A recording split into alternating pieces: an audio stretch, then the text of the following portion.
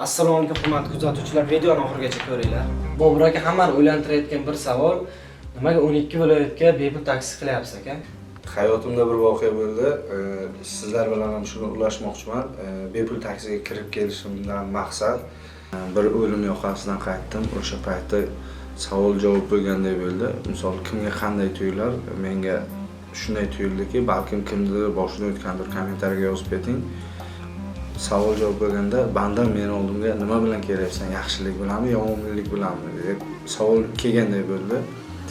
Men o'shanda o'ylab qarasam, qilgan yaxshiligimdan qilgan yomonliklarim ko'p, gapirgan yolg'onlarim ko'p, qilgan gunohlarim ko'p. Maqsad qo'ydim, agar qancha umrim bo'lsa, bag'rini faqat yaxshilikka bag'ishlayman deb mana shu sababdan bepul taksi proyektiga kirib kelganman. Nimaga bo'lsam yaxshiligingni videoga olib qo'yaysan degan insonlar ham bo'ladi, negativlar ham yozishi mumkin.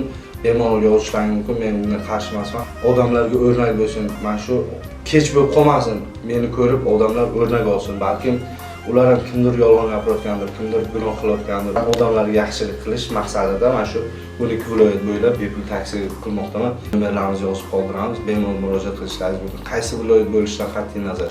Aka ochig'i menda vaziyatga tushmaganman, sizdan birinchi mana shunday gaplarni eshitib turibman. Xudo xolasa Surxondaryo Denov aka, Abduramiza katta bo'lmasang xudo xolasa poddiska qilamiz aka. Xudo xolasa rahmat kattakon hammalaringga.